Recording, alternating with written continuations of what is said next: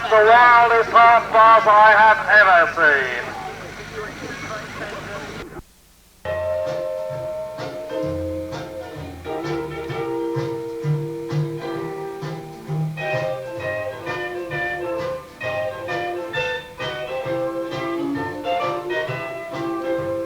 One of the pioneer drag racers in this country was Nobby. He began building his first Hound Dog dragster in 1963 and continued to campaign a succession of Hound Dog cars until 1988. He also recorded some of the action from the 60s and 70s on cinefilm and kindly agreed to let me make a video from it, provided I used a country soundtrack. Welcome to Time Travel 11.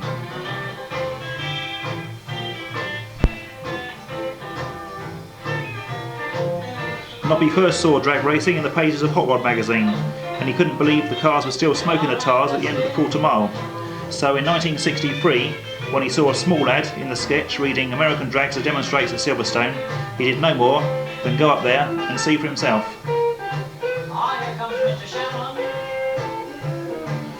What he saw was Sidney Allard's Chrysler Dragster match racing against the American Moon Eyes gas dragster brought over by Dean Moon and his team, which lit the tyres up just like in the photos he had seen in Hot Rod magazine.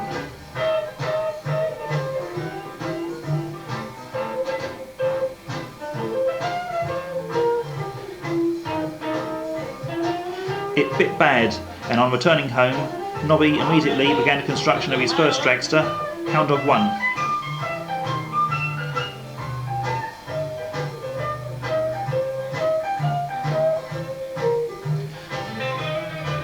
The 98-inch wheelbase chassis was based loosely on the Allard car. Engine was a 3.4 Jag out of a Mark 7, advertised and exchanged a mark for £15. It had a Jag gearbox and a commercial rear axle, which was the hot setup for stock cars at the time, onto which bolted Land Rover wheels and tyres.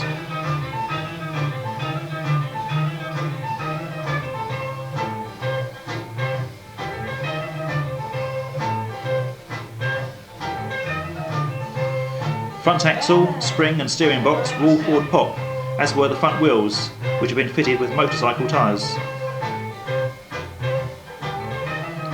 Like all of Nobby's cars, this one was supercharged using a Marshall cabin blower, which made the engine sound really strong, and Nobby was convinced it would run 150 miles an hour first time out, but he was brought back down to earth with a bump when it ran 66 miles an hour in 22 seconds. Although they did get it down eventually to a 1336 111 miles an hour before the car was broken up to make way for Houndog 2, a much lighter and longer car measuring 150 inches, by far the longest British dragster at the time. The frame, complete with brackets, weighed only 113 pounds. Front wheels were Honda rims on homemade hubs and Anglia spindles. Torsion bar suspension and friction shocks were also homemade. A Wade blower from a Comma truck was fitted in front of the 3.4 Jag. Drive was by 4 V-belts from the front to the crankshaft with a neat homemade tensioner, and carburation was 3 SUs running on alcohol. Gearbox was Jag, using the top 3 gears, and a Chrysler rear axle with 3:25 ratio was narrowed to 36 inches. First time out at Duxford on Whit Sunday 1965, the car ran 12:32, 113 miles an hour. Nobby received a trophy for the most improved performance, and he also made sure his team all received replica trophies. On to Gravely for one of the many practice days held there in 1965. Driver was Les Hill, and for this meeting 3 more SUs had been grafted onto the other side of the blower. That's Fred Wells on his Shorrock supercharged twin Triumph engine bike called Twin Thing.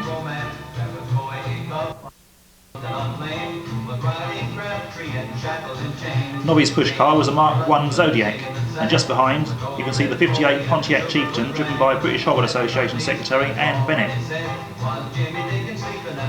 There were no staging beams, instead a metal frame was used to line the car up.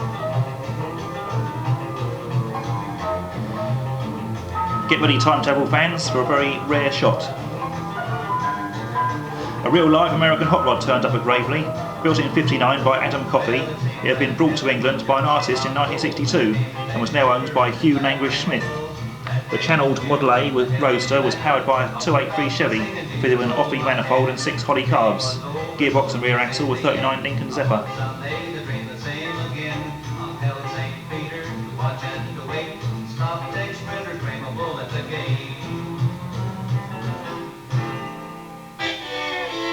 You may be forgiven for thinking that this scene was from a promotional film for Valvoline, with the abundance of Valvoline oil cans, stickers on the car, and Nobby's Valvoline t-shirt. Valvoline did help out by donating products for the car, as did Goodyear, who supplied a pair of Blue Streak 750x15 racing tyres.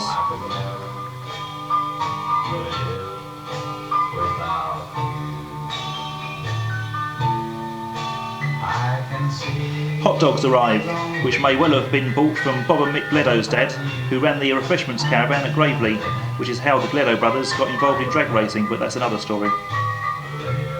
Back on track, and Les Hill takes another run down the quarter mile.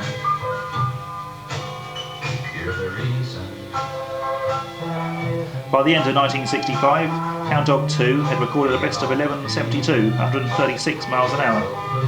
Nobby was toying with the idea of fitting a Yank V8 into the car, but chose instead to build another new car for the 1966 season.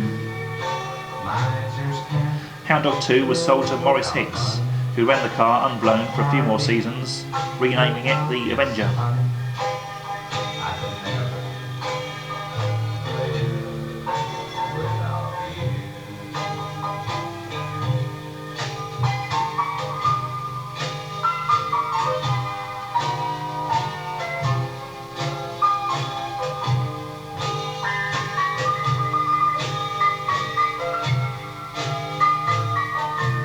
This is the newly supercharged 1100cc Jap engine bike of Alf Hagen, and that's the man himself with the Buddy Holly glasses.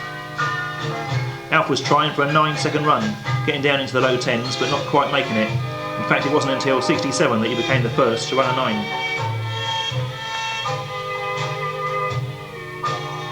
Hound Dog 3 debuted at the beginning of the 1966 season. Driven by Mike Hutchison, it was powered by a 331 Cadillac and had a stainless steel frame measuring 160 inches. Full bodywork resembled Joe Schubeck's Schneider Cam Special at the front, and the tail section was similar to Tony Nance's 22 Junior. The car was again blown using a front-mounted Rolls-Royce blower driven by a chain off the crankshaft nose, as was the fuel pump for the homemade injection. This caused numerous problems during 66 and 67, and in this picture a temporary set of 4 SUs had been fitted and the blower removed. The problem was finally diagnosed as the half-inch bore fuel feed pipe to the pump being too small in diameter. With this rectified in 1968, Hound Dog 3 began to fly.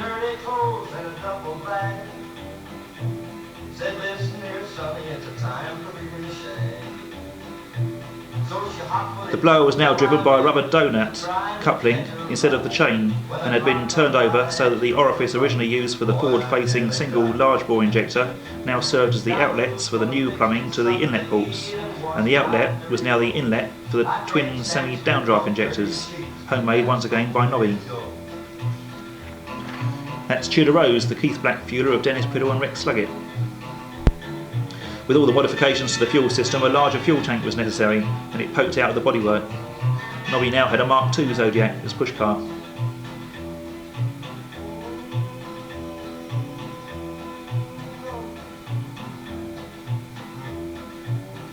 That's Mark Stratton's Hustler Altered, taken on Opus 1.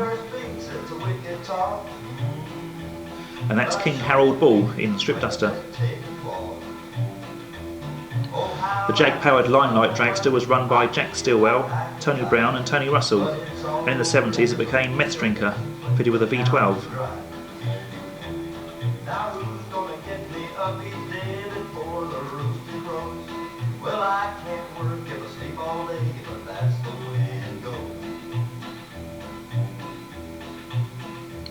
The new improved Hound Dog 3 was getting quicker and quicker, and by the end of 68 had run a 997 and was top eliminator 4 times.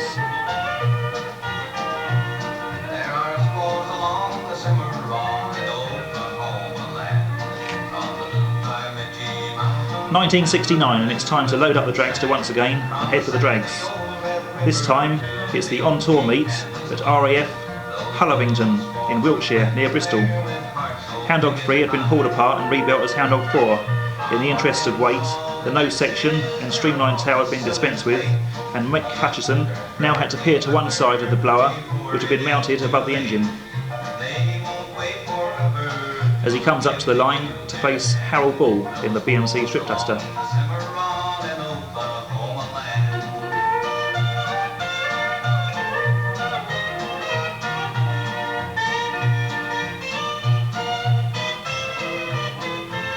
Then it's a solo smoky run as the sun goes down.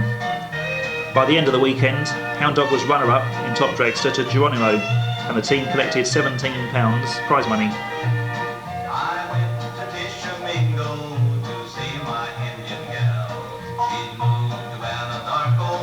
The heavy Rolls-Royce supercharger used on Hound Dog 3 had been superseded by a large capacity cabin blower procured from Alan Herridge, which was his spare in the days when he ran his blown straight 8 Buick. Atop the puffer sat a homemade 4-hole bug catcher. The fuel tank incorporated the top half of a fire extinguisher, as the inside diameter was just the right fit for a fuel filter.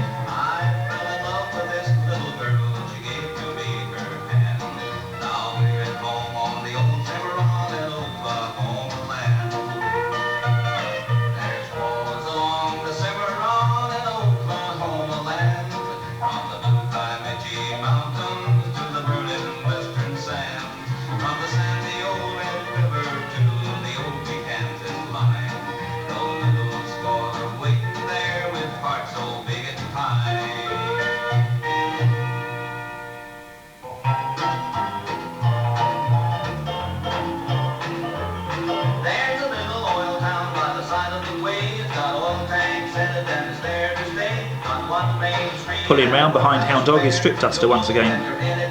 And that's Geronimo, the injected Olds-powered junior fueler.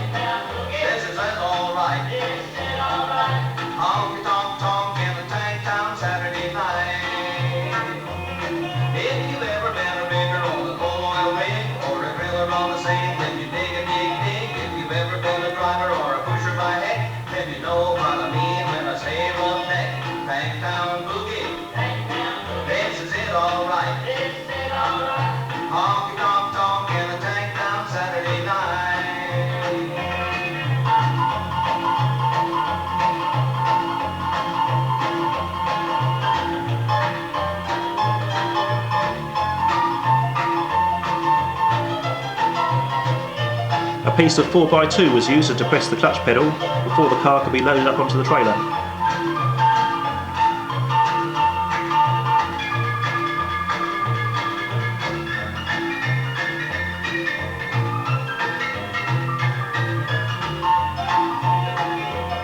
Well, we stacked the rig just about sundown, went down on the square just to cool us round. We ambled on down to the old dance hall, so we just stuck around for the tank town ball. Tank town boogie, yes, is it all right? Honky tonk tonk in the tank town Saturday night. Hound Dog was running well at the 69 championship meeting until coming up against Clive Skilton in his Chrysler Hemi Revolution Dragster. The fiddles and guitars were banging out the tune. We were dancing in the light of the tank town moon. 1970, and Hot Dog turned up, fitted with a Cadillac engine, and it used the front-mounted blower setup from Hound Dog 3.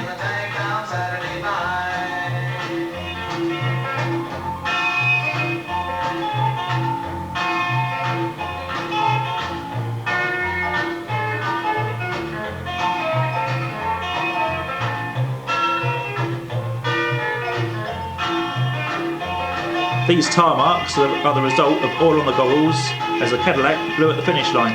Mike Hutchison hung on the brake and clipped the barrier, bending the front axle and wheel.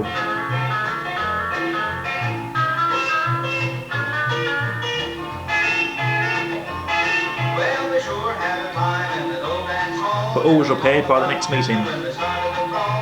This is Clive Skilton's second Revolution. Nobby was responsible for building practically everything on his cars, including the 14-foot cross-form parachute. Hound Dog 4 was now fitted with a 372 Cadillac, and he had some neat front bodywork.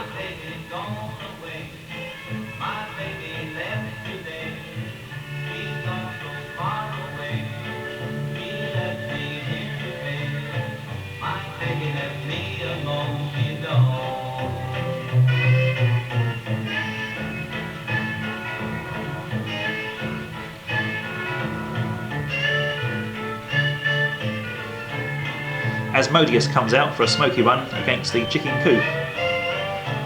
May the 16th, 1971 was a bad day for the Hound Dog team. Whilst running against Roy Phelps in the Glowworm Capri, a rear tyre blew in the eyes and the rail hit the barrier at 140 miles an hour. Fortunately, Mike Hutchison wasn't hurt, but the Hound Dog 4 was a write-off. This was the break-in point for the Hound Dog team until the British Drag Racing and Hot Rod Association stepped in with a contribution towards a rebuild, and Centerpod Raceway donated a 354 block. And so Nobby Hills put on his welding goggles and began to create Hound Dog 5, the best looking Hound Dog so far.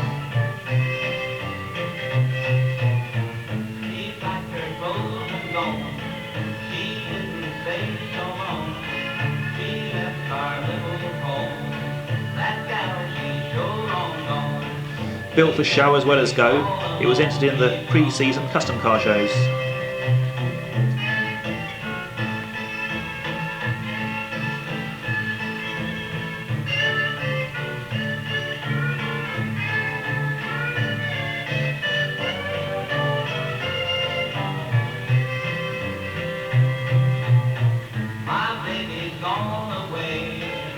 The 354 was a Chrysler Marine block, considered to be the best for dragging at the time. Venolia button pistons hung on Mickey Thompson rods, which were bolted to forged steel crank, held in by Millerton end caps. Heads and valves were part of a Keith Black budget deal, and headers came from the same man. Camshaft was an Isky 550 Magnum.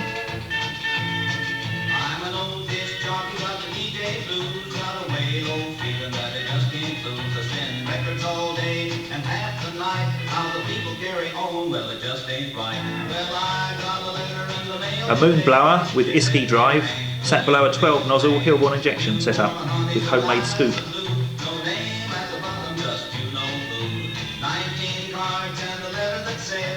Schiefer supplied the twin plate clutch and ran the direct drive to a narrowed 56 Olds axle back in 390 gears. A pair of 10-inch Kelly smoker slicks were used for smoky starts, being Nobby's preferred takeoff technique. Hound Dog 5 was soon producing quick times, running down to 8.1 at 183 miles an hour, which beat Priddle's best times when he was running a 354, and Nobby wasted no time in letting Dennis know about it. In fact, the time stood for many years as the quickest by a 354 powered dragster in England.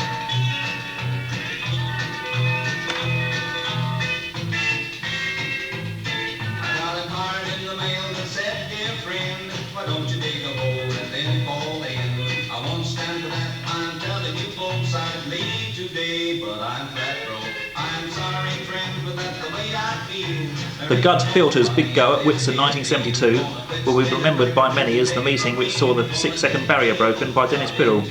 But the Hound Dog team were also celebrating as they won Top Dragster on the Sunday and Monday, beating Bruce Brown's Age Machine in the final on both days.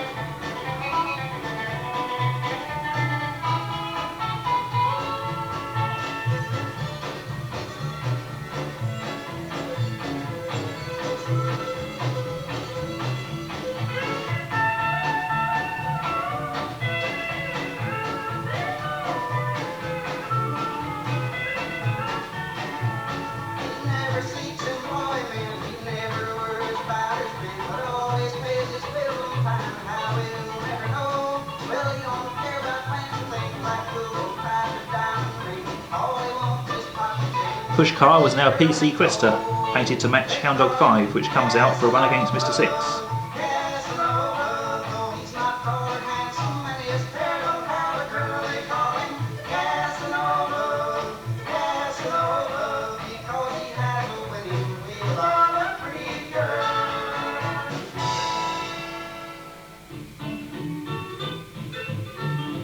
And it's time for a match up against Commuter.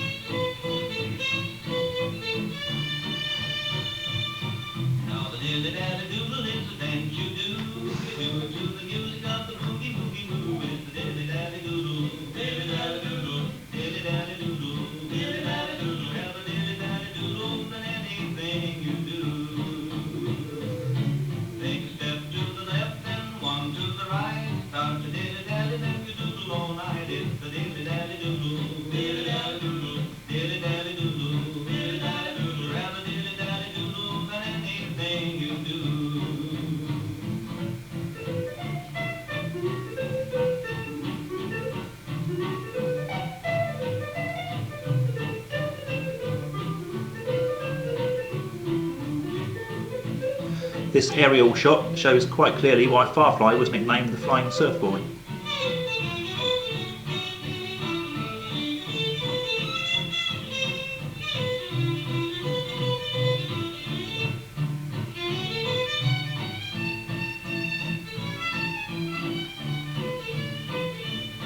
I told you gal stop running round. Now you let the deal go down. It's the dilly dally doodle, dilly dally doodle, dilly dally doodle, dilly dally doodle, rather dilly dally doodle than anything you do.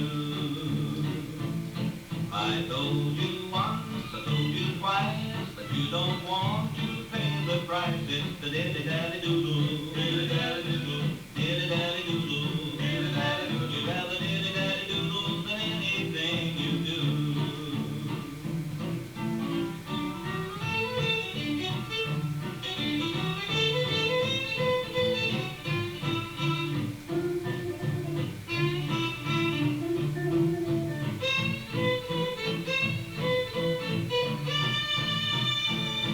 I'm gonna tell you what you gotta do. Quit dilly-dallying all night and day too. It's the dilly-dally doodle, dilly-dally doodle, the dilly-dally doodle, dilly-dally doodle. You'd rather dilly-dally doodle than anything you do.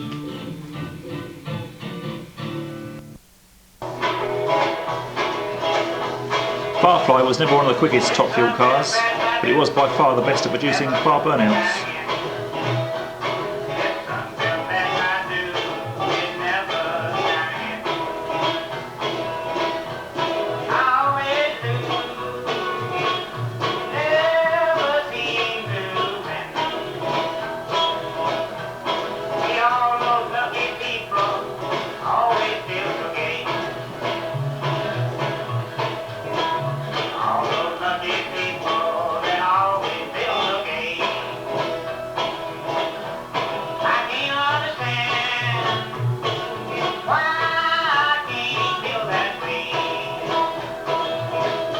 At the end of 1972 came the chance for Nobby to buy Firefly's old 392 Chrysler, and Hound Dog 5 was rebuilt to accept the more powerful engine and run in top fuel. This was to be Hound Dog 6. Colour was orange flake, and for the first time aerofoils were used with two small ones on the front axle and a pair of canards in front of the rear wheels. Time soon dipped into the sevens with an excellent 7:52 at 196 miles an hour in June 73. Stickier wrinkle wall slicks were used, resulting in wheel stands instead of the traditional smoky starts.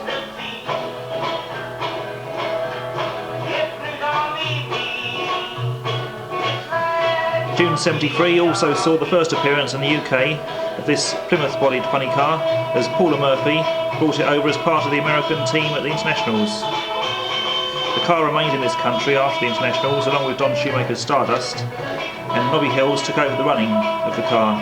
He would have liked to have driven the car himself, but couldn't squeeze 6'4" into the roll cage, so instead Owen Hayward, who had been with the team since '66, was put in the car. He had a few practice runs in Hound Dog 6, but stepping into a 484 cubic inch, 2,000 brake horsepower funny car was one hell of a jump, and initial runs were taken very easy.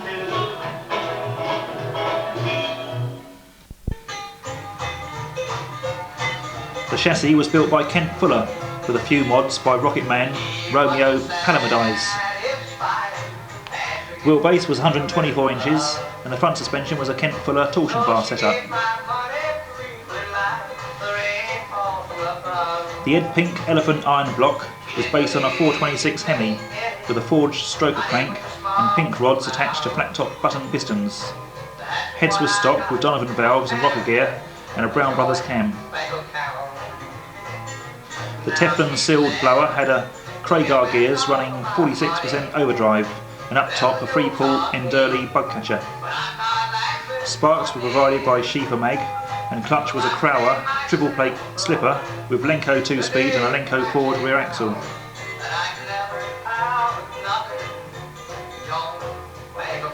Wheels were Kragars with 16-inch slicks.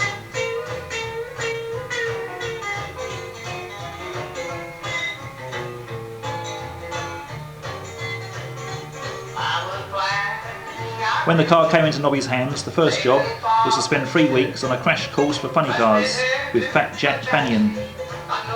Everything about the car was painstakingly extracted from Jack until Nobby knew enough about funny cars to be able to run it.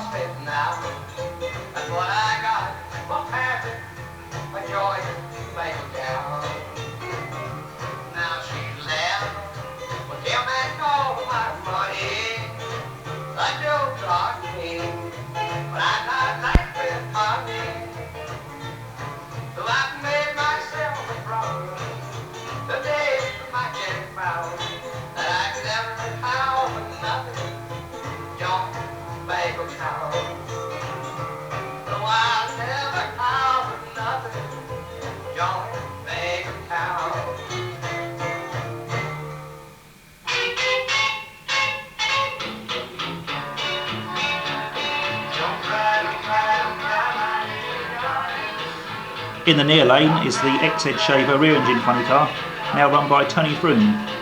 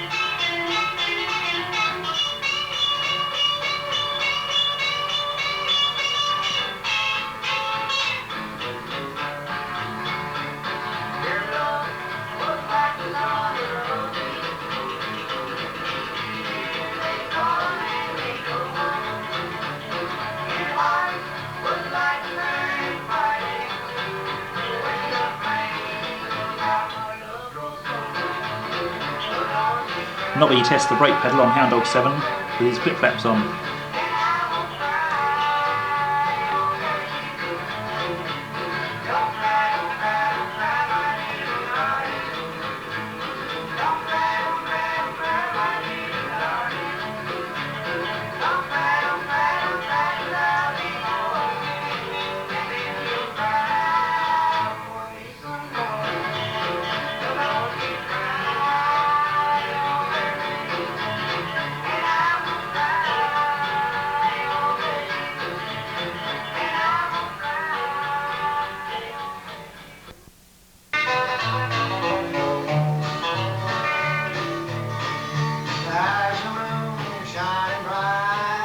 Owen Hayward drops the laundry ahead of Roland Pratt in the Hillbillies Avenger.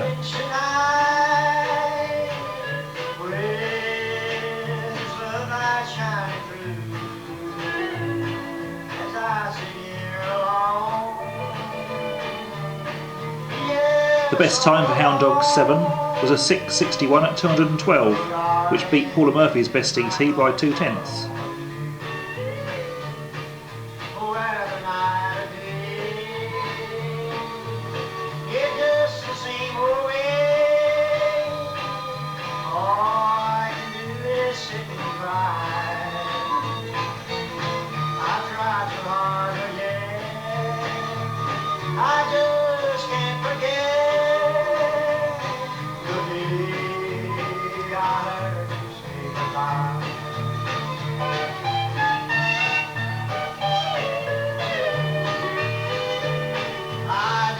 In 1977, Nobby began work on a new funny car to replace the old Hound Dog 7, as it was now 5 years old. Ronnie Picardo was to have bought the old body and chassis, with the idea of painting it up as an American police car, complete with roof lights, but at the August Bank Holiday meeting, whilst running alongside Ross Pry's man-eater dragster, one of the unbreakable half shafts broke, sending the car sideways, out of control and into the barrier. The car rolled and was a total write-off, apart from the engine, which was used in the new funny car. Fortunately, Owen Hayward emerged unhurt, apart from a headache.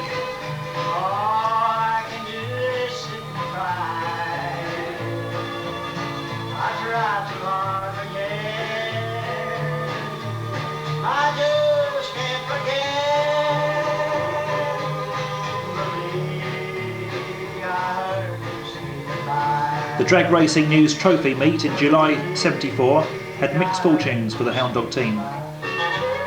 The bad news was that it saw the last run by the old Hound Dog 6 slingshot, as Harold Ball was trying the car out and after 2 gentle passes stood on the loud pedal to record an 8:15 at 189 as oil spattered on his goggles going through the finish line, and he hit the barrier, writing the car off except for the engine, which ended up in Phil Howson's Sneaky T.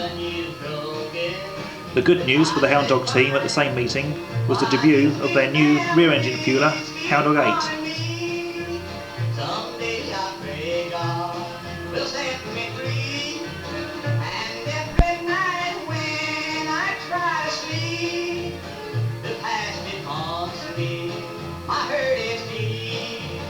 When Nobby saw Tony Nancy's rear-engine fueler at the '73 Internationals, he knew that this could be the car for him, but one major problem lay in his path.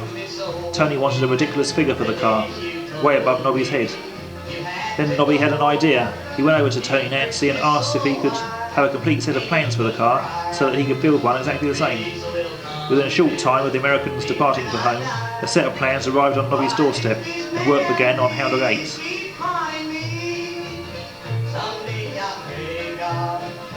Nobby built the 240-inch chassis with chrome moly and formed the body from aluminium sheet, then fiberglass repairs, sprayed it to match the funny car.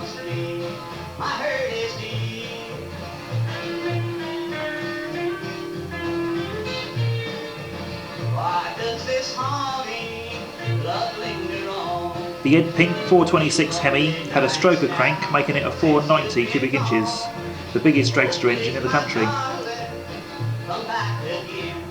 It was also the first British dragster to have a Lenco 2-speed transmission and a reverse gear.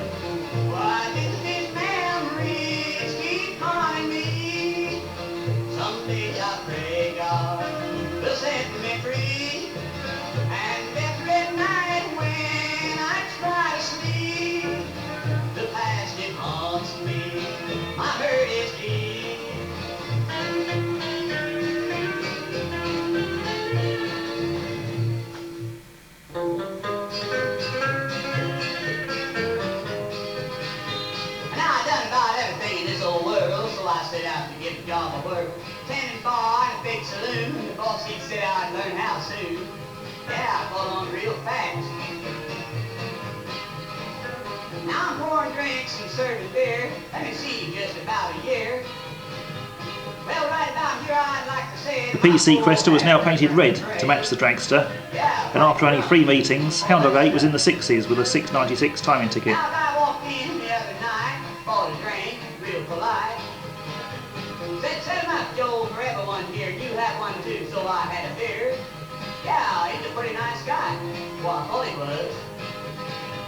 Well, he did this another time or two, and I said that'll be $20 for you. Well, he looked at me in a stupid way and said, man, I'm broke, I can't pay. Yeah, I had to blow him out. Smart aleck. But in a little while, he was back again and wearing a great big stupid grin. Said, set him up, Joe, set you, I think, 'cause you get mean when you drink. Yeah, they'll drive you to drink. I'm telling you, they will.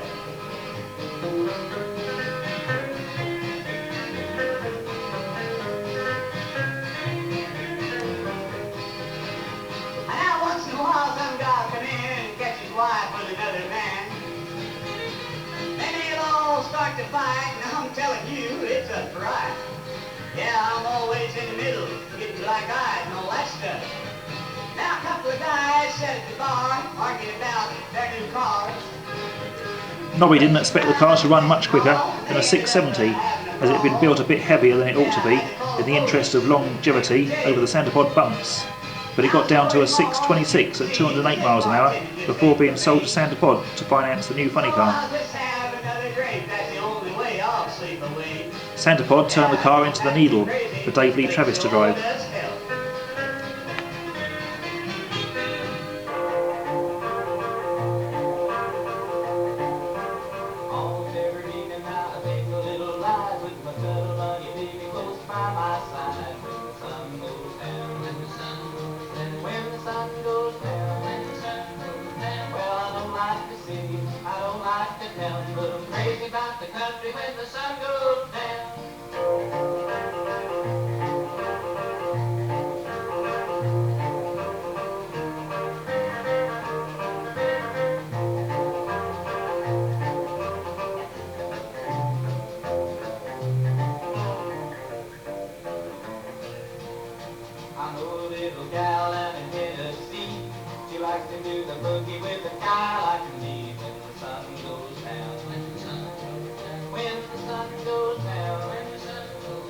Well, I don't like to sing, I don't like to tell, but I'm crazy about the country when the sun goes down.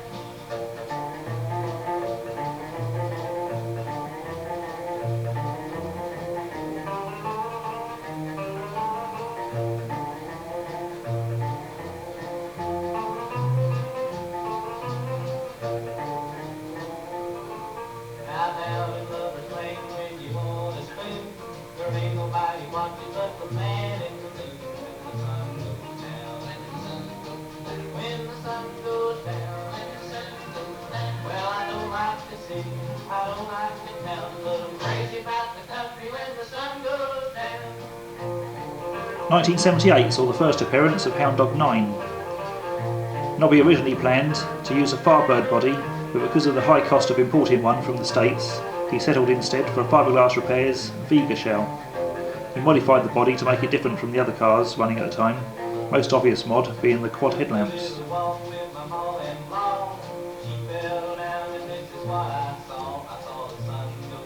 Street Custom had the job of painting the car, which turned out looking very similar to Don Prudhomme's funny car.